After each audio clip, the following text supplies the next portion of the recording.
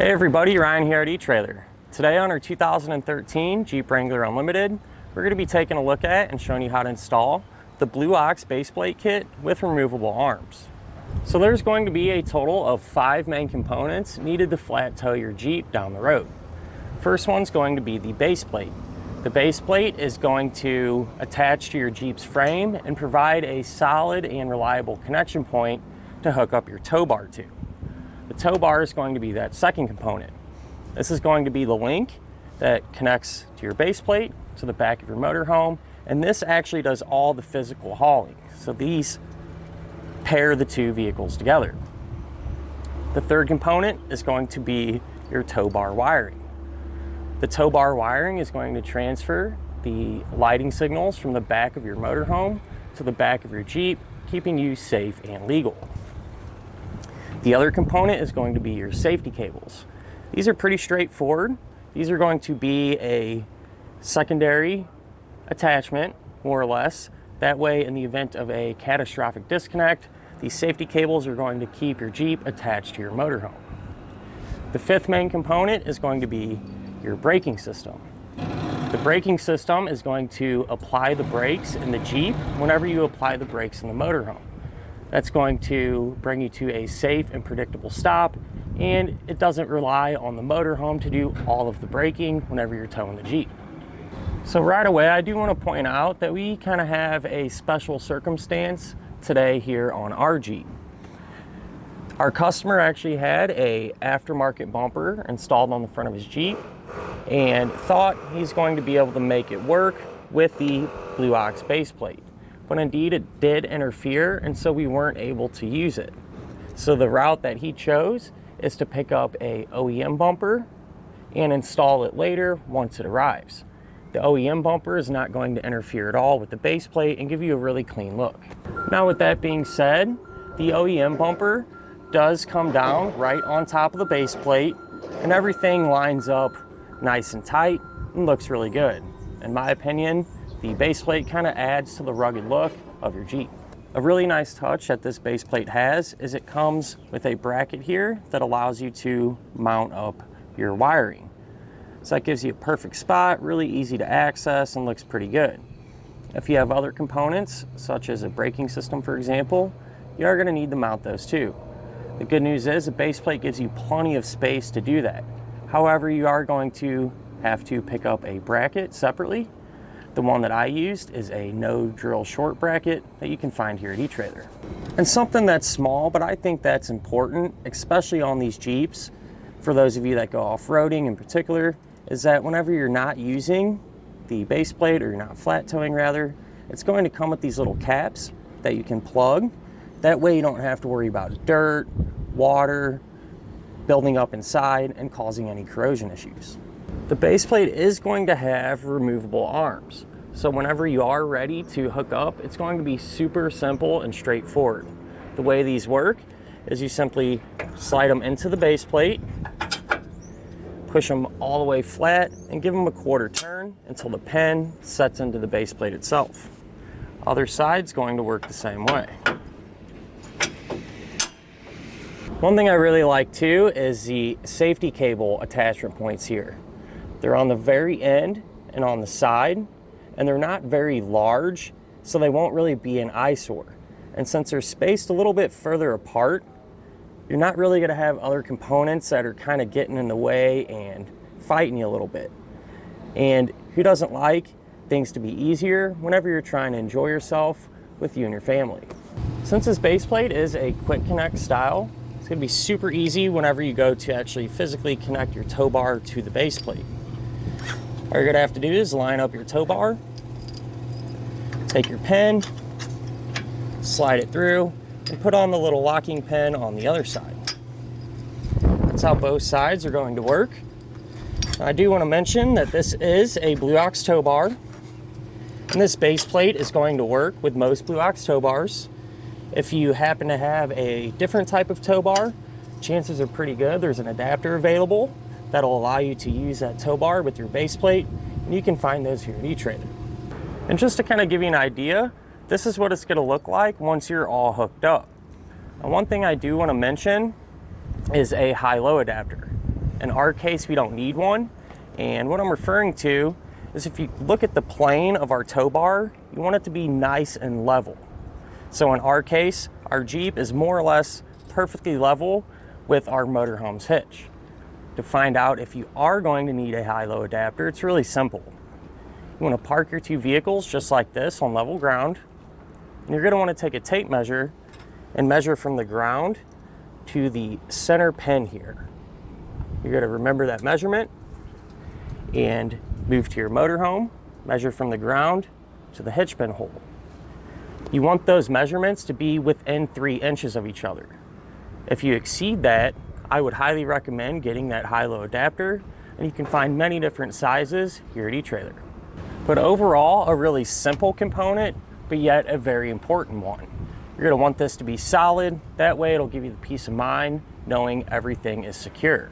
And in my opinion, this is exactly that. Once you get it in your hands, you can tell it's really well built, nice thick steel, and it's going to get the job done. To begin our installation, we're going to need to remove our front bumper. Now, we have an aftermarket bumper on our Jeep, and so the process is going to be a little bit different. However, the base plate still gets installed the exact same way once we get the bumper removed.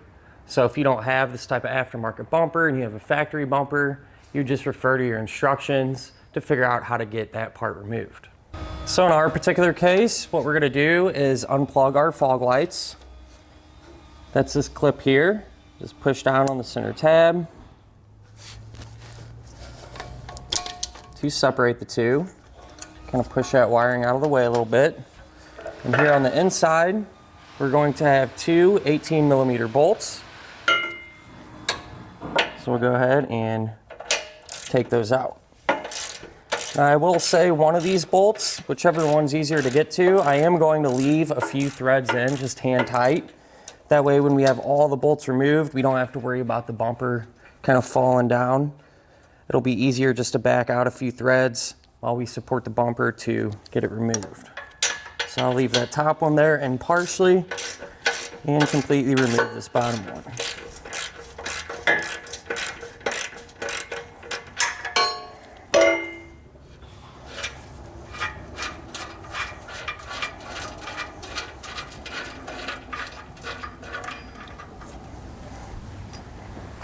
And here on the outside of our frame rail, we're going to have two more of those 18mm bolts. Now once we have this side taken apart, we're going to repeat this process for the other side.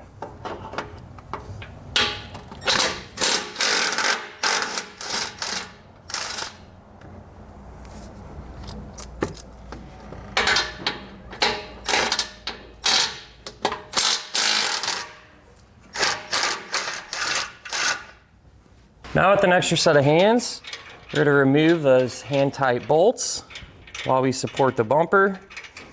And we should be able to just pull it away from the front of our Jeep and set it off to the side.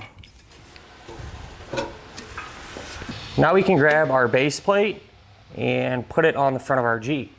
So what we're trying to do is this hole in the base plate on each side is going to line up with this hole in our frame.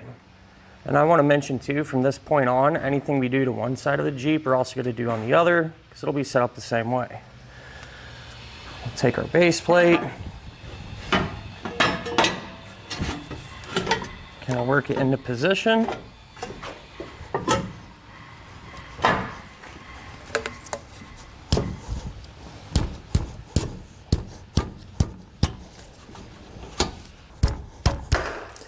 Once we get the holes roughly lined up, we're going to take our 5/8 bolt and a split lock washer, and we're simply just going to kind of push it through.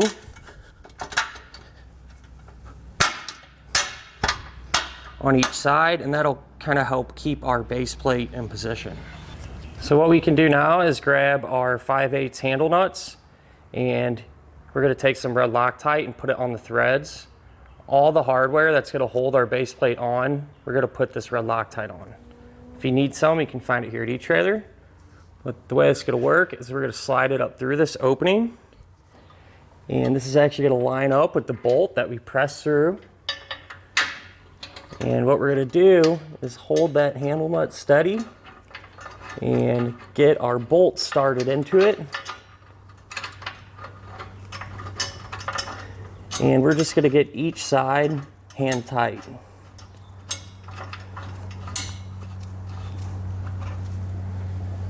Now what you want to do is adjust our base plate so that it is level. So I got a level stuck to the side of it here, and I'll kind of adjust it to where it's perfect. Kind of hold it in that position and then come back with a 15/16 socket on each side. We're going to snug down our bolts.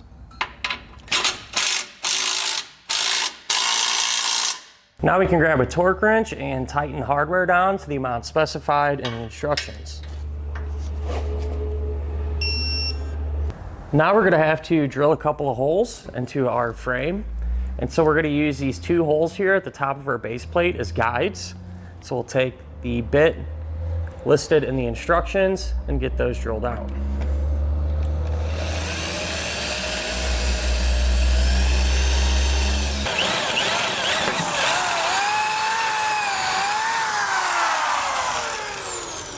Once we have both of our holes drilled, what I like to do is just take a little spray paint and kind of shoot it down onto that bare metal. That way we don't have to worry about any rust down the road. And while we give this a few minutes to dry, we're going to go ahead and do the other side. So now what we can do is grab our spacer block, and the holes in the spacer block are going to line up with the holes in our base plate as well as the holes in our frame that we drilled. And so this is actually going to sit in between the base plate and our frame. It'll take up that gap there.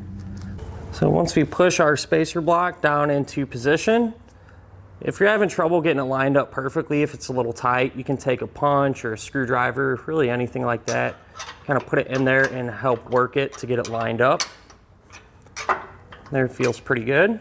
What we're going to do is take two 1/2-inch bolts. We're going to put split lock washers on them. Again, each one will get a little bit of Loctite. We're just going to feed these all the way through to the inside of the frame rail. And then we're going to come back with some handle nuts and get the back side secured.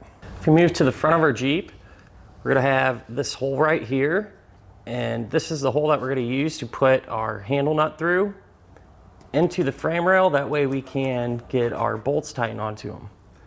So kind of fish that through, and I like to start with the one closest to the very back of our Jeep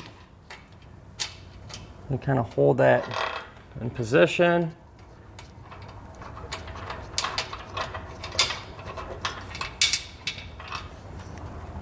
These can be a little tricky sometimes, so just be patient. You'll end up getting them.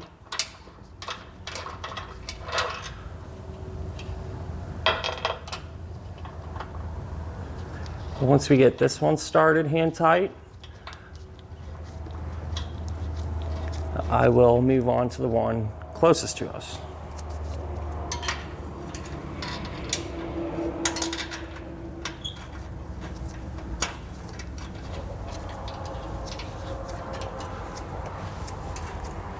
Now that all the hardware is hand tight, we can come back, tighten them down, and torque them to the amount specified in our instructions.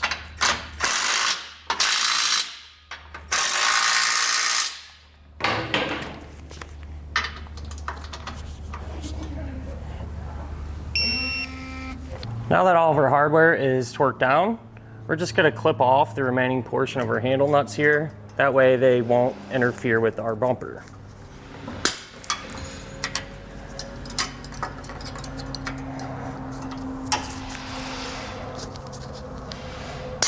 At this point we can install our safety cables. This is how mine turned out. They're pretty straightforward. You just want to make sure to wrap around your base plate as well as a portion of the frame and connect it. It's pretty much the same on each side. Just a little better angle on the inside portion. You can see it comes around our frame and loops around our base plate and gets connected. Now at this point it'd be a great time to install any other flat toe components. That way you have all this extra room to work up here. And once those are installed, you'd simply reinstall your bumper. And that'll finish up our look at and our installation of the Blue Ox base plate kit with removable arms on our 2013 Jeep Wrangler Unlimited.